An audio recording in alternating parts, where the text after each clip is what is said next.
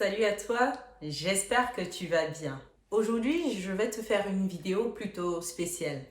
Parce que j'avais un peu la flemme ce matin et je me suis dit, vu que j'ai prévu de faire cette vidéo, je vais quand même la faire et ça tombe bien.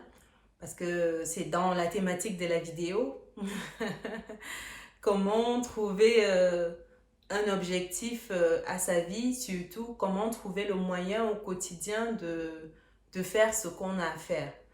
Donc, j'ai eu beaucoup de personnes qui m'ont questionné dans les commentaires et directement pour savoir comment elles faisaient, elles, pour trouver du sens à leur vie. Comment elles pouvaient faire à leur niveau pour trouver quelque chose qui leur correspond. Elles voulaient savoir comment je me fixais moi mes objectifs au quotidien et durant l'année et comment je faisais pour les atteindre, comment je faisais pour jauger si je suis sur la bonne voie ou pas. Donc je me suis dit, vu que ce matin j'ai la flemme et que je dois quand même faire ce que j'ai prévu de faire, ça tombe bien, c'est le moment de répondre à cette question-là qui est revenue très souvent.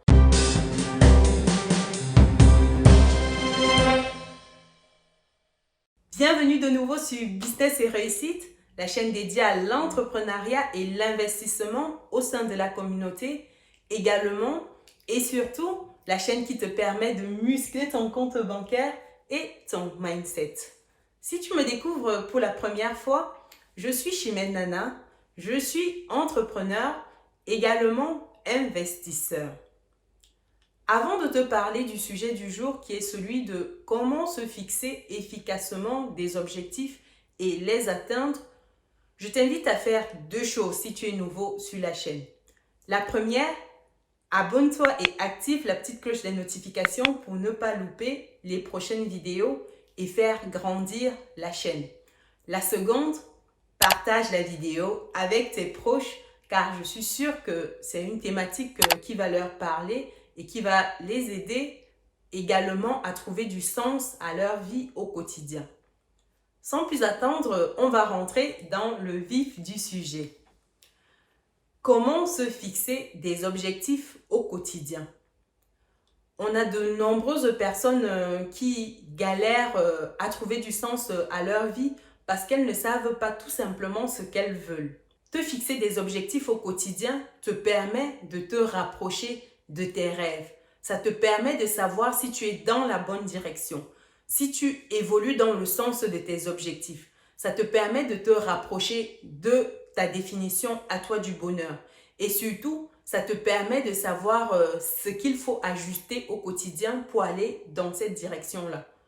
Comme on dit souvent, si tu ne sais pas où tu vas aller, toutes les directions sont bonnes pour toi. Donc, que tu aies une Toyota, que tu aies une Mercedes, que tu aies une Ferrari, sans savoir où tu vas, ça ne te sert à rien. Donc, c'est très important de se fixer des objectifs et surtout des objectifs qui correspondent à ses valeurs, à sa manière de concevoir la vie et surtout des objectifs qui vont dans le sens d'un épanouissement personnel.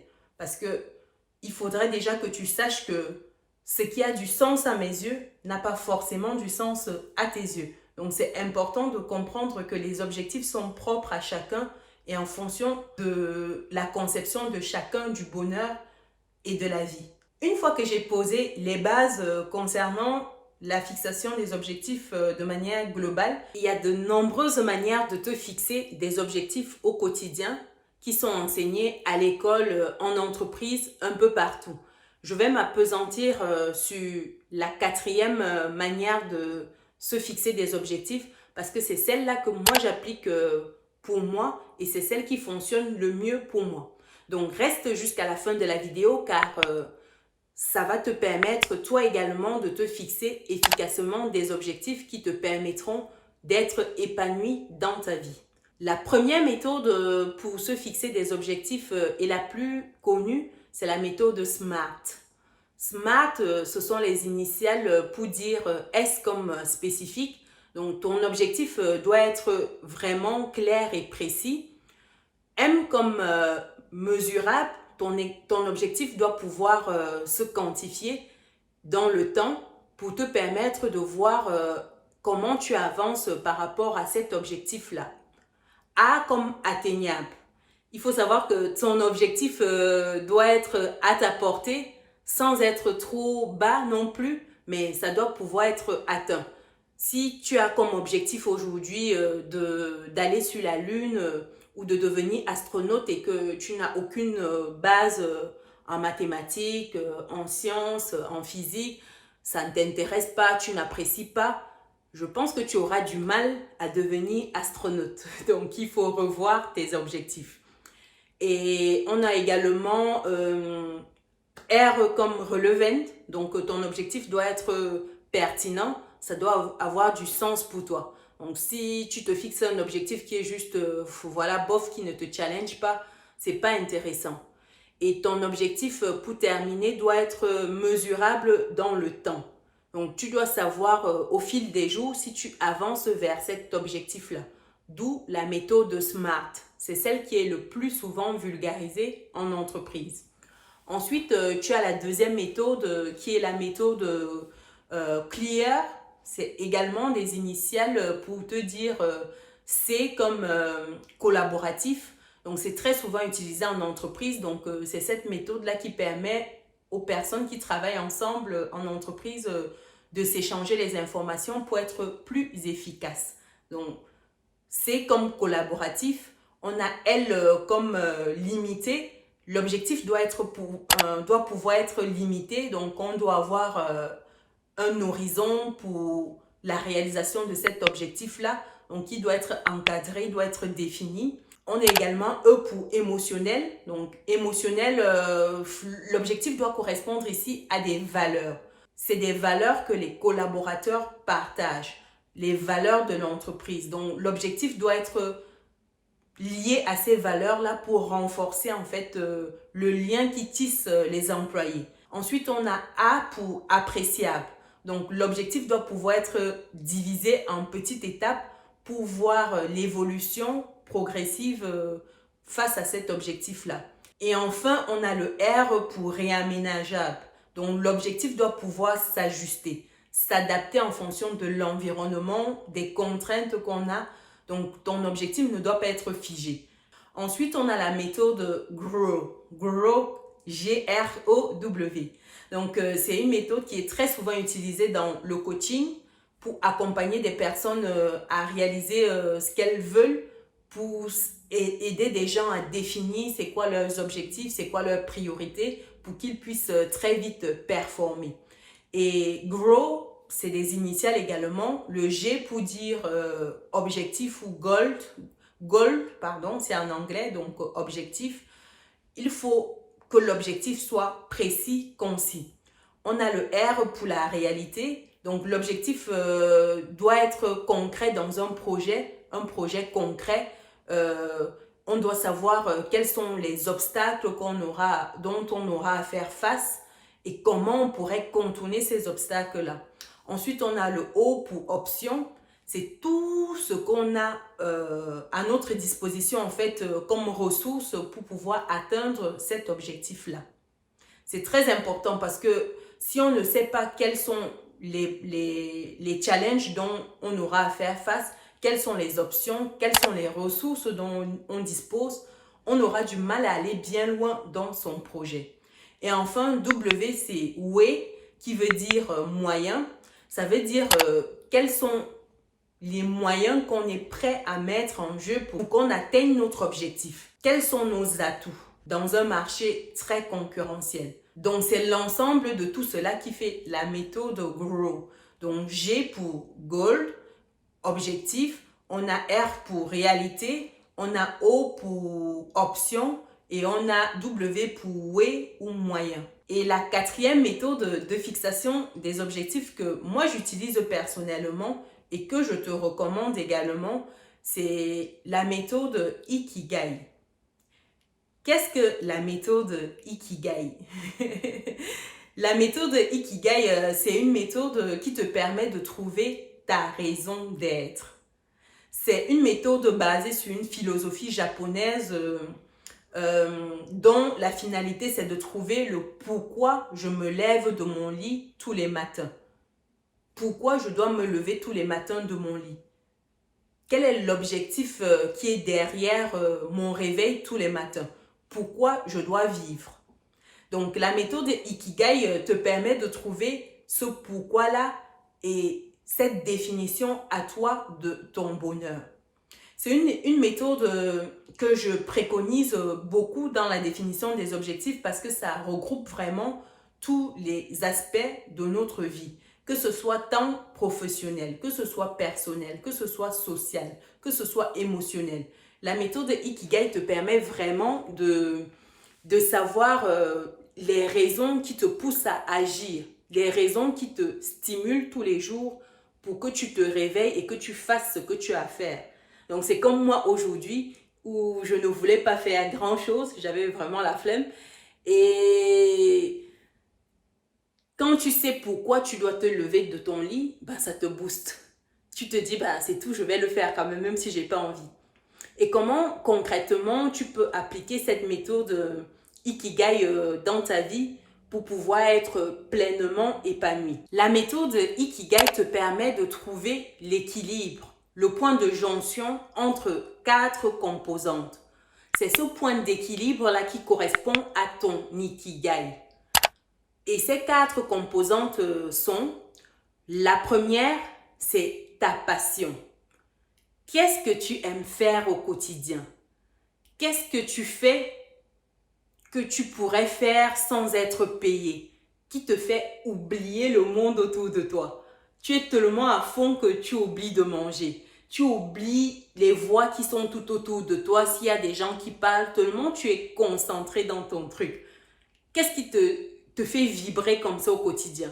Tu dois trouver quelque chose qui te donne ce sentiment d'oublier vraiment le monde autour de toi et d'être dans ton monde. C'est ça ta passion au quotidien.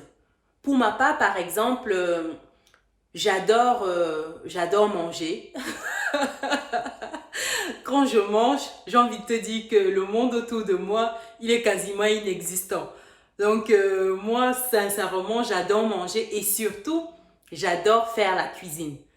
J'aime tellement cuisiner quand je suis dans mes mélanges, je suis à fond. Et surtout, manger à la fin, parce que j'aime bien allier ces deux-là. Cuisiner et manger ensuite. Donc, pour moi, ce que j'aime faire au quotidien, ce serait déjà faire la cuisine et déguster après. Je ne pourrais peut-être pas chanter ou danser, je ne suis pas très pro dedans. Mais par contre, quand je fais la cuisine, c'est mon moment à moi. C'est le truc pour lequel je suis imperturbable. Donc pour moi, c'est faire la cuisine et manger. Ensuite, la deuxième composante de l'ikigai, c'est ta vocation. Ce dans quoi tu es doué. C'est quelque chose que tu fais sans effort au quotidien. Tu le fais avec une telle facilité que tu ne comprends pas comment les autres peuvent galérer à le faire. C'est vraiment, c'est quasiment, comme on peut dire, inné chez toi. Tout le monde s'accorde dans ton entourage à dire que ah ouais, tu fais bien ça. Ah ouais, tu es vraiment doué. Hein. C'est waouh, comment tu fais? Tu vois, c'est tout le monde qui te reconnaît ce talent-là sans que tu ne fasses un effort particulier. Donc, c'est vraiment ta vocation, ce dans quoi tu es doué. Si tu le fais de manière simpliste, mais pourtant, les résultats peuvent être extraordinaires. Pour ma part, par exemple, j'ai ce don-là pour la vente. Je peux te vendre quasiment n'importe quoi. Je peux te vendre un ventilateur au pôle Nord, par exemple. Tellement, je suis douée pour la vente. Donc, c'est quelque chose que mon entourage me le reconnaît volontiers. Et dans tous les métiers où je suis passée, les jobs, quand j'étais salariée, tout, c'est quelque chose, j'explosais toujours mes quotas. Quand on me fixait des objectifs, quand j'avais des objectifs à atteindre, je faisais quasiment le double, voire le triple. Donc, de ce côté-là, c'est sûr que j'atteignais tous mes objectifs. Donc, la vente, c'est quelque chose pour moi que je fais sans forcément d'effort et j'adore le faire. Donc, c'est ce dans quoi je suis douée et on me le dit très souvent autour de moi et partout où je suis passée. On m'a dit que j'ai plutôt cette facilité-là de communiquer, de faire passer ce que je souhaite. Ensuite, le troisième élément de l'ikigai, c'est le travail. Ce pourquoi tu peux être payé. Quelles sont tes compétences aujourd'hui? Qu'est-ce que tu fais aujourd'hui pour lequel tu es déjà payé ou pour lequel tu pourrais être payé? Quel est le service? Quel est le produit? Quelle est la chose que tu apportes déjà pour lequel tu es payé ou tu pourrais être payé? Parce que ça fonctionne dans les deux sens. Il faut savoir c'est quoi pour toi. Il faut que tu puisses te questionner, que tu puisses creuser et trouver déjà. C'est sûr que tu en as un. C'est juste trouver qu'est-ce qui est optimal pour toi. Tu dois trouver cette question-là. Tu dois trouver la réponse à cette question-là pour toi. Et en quatrième position, tu dois trouver ta mission. C'est ce dont le monde a besoin. Il y a tellement de problèmes dans ce monde. Ce ne sont pas les problèmes à résoudre qui manquent. Donc, tu dois trouver quelque chose dont le monde a besoin et que tu pourrais le lui apporter. Donc, tu dois te creuser l'esprit ou regarder simplement autour de toi les problèmes que les gens rencontrent dans leur quotidien. Qu'est-ce que tu pourrais, toi, à ton niveau, apporter pour solutionner ce problème-là? Ça peut être à petite échelle, c'est pas forcément lancer une application de type Facebook ou quelque chose comme Amazon. C'est résoudre un petit problème de ton quotidien. Ça peut commencer par ton entourage direct et après s'étendre de plus en plus. Pour ma part, par exemple, j'ai remarqué que de façon générale dans le monde et plus précisément dans la communauté, de nombreuses personnes ont une absence d'éducation financière. Elles ne savent pas gérer leur argent. Elles ne savent pas gérer leurs finances personnelles au quotidien et c'est l'une des raisons pour lesquelles ces personnes-là se retrouvent en difficulté. Et comme solution, j'apporte mon accompagnement au quotidien à ces personnes-là qui souhaitent assainir leurs finances, à ces personnes-là qui souhaitent retrouver des fins de mois sereines. Je me propose de les aider, de les accompagner dans cette démarche-là. C'est ma manière à moi de contribuer à résoudre un problème que j'ai détecté dans le monde et un problème qui mine beaucoup de foyers. Donc voilà ma mission que j'ai trouvée. Pour résumer les 4 composantes de l'ikigai, tu dois trouver ta passion, donc ce que tu aimes faire au quotidien. Tu dois trouver ta vocation, ce dans quoi tu es doué et que ton entourage te le reconnaît volontiers. Ton travail, quelque chose pour lequel tu es payé aujourd'hui ou tu pourrais être payé si tu le fais. Et ensuite, ta mission, ce dont le monde a besoin et ce que tu pourras apporter pour résoudre un problème spécifique dans le monde ou dans ton entourage.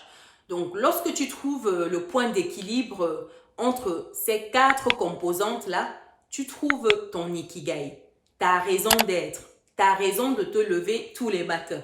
Comme moi aujourd'hui où j'ai eu la flemme, mais parce que j'ai ça qui brûle en moi. J'ai trouvé pour moi l'équilibre parfait entre ces 4 composantes-là. Donc, tu dois noter à chaque fois dans les 4 blocs, tu prends un stylo, une feuille, tu notes tous les éléments qui correspondent à ta passion, tous les éléments qui correspondent à ta vocation, tous les éléments qui correspondent à ton travail, tous les éléments qui correspondent à ta mission. Et à la fin, tu dois trouver les points qui reviennent dans les 4 blocs à la fois. C'est une fois que tu fais ressortir ces points qui reviennent entre les 4 blocs que tu trouves ton ikigai. Et ça fera toute la différence au quotidien. Les jours comme moi aujourd'hui où j'ai la flemme, mais par contre, quand tu sais que c'est quelque chose que tu aimes, quelque chose qui te passionne, bah, tu trouves quand même la force de te lever, de le faire et à la fin, tu es content parce que tu l'as quand même fait malgré le fait que tu avais la flemme au départ. Donc, voilà ce que je voulais échanger avec toi dans cette vidéo. Dis-moi dans les commentaires si ces points te parlent. Dis-moi dans les commentaires si tu as des éléments qui te viennent dans chacun des blocs de l'ikigai et comment toi, à ton niveau, tu t'emploies pour trouver du sens à ta vie, pour trouver un objectif au quotidien et surtout trouver ce pourquoi tu es fait. Dis-moi dans les commentaires tout cela Également, dis-moi dans les commentaires si tu utilises d'autres méthodes, qu'est-ce qui fonctionne pour toi. N'hésite pas à mentionner tout ça dans les commentaires pour enrichir la communauté. On apprend tous les jours, donc c'est l'occasion. J'espère que la vidéo t'a plu. Je l'ai réalisée avec mon copain. C'est vrai qu'il n'a pas beaucoup parlé, mais il était là. Pense à lâcher ton pouce bleu en l'air si tu as aimé. Également, abonne-toi et active la petite cloche de notification pour ne pas louper les prochaines vidéos. Et pense à partager la vidéo avec tes proches car ça pourra vraiment aider des personnes qui cherchent à trouver du sens à leur vie. Nous, on se dit à très bientôt dans une nouvelle vidéo. Allez, ciao!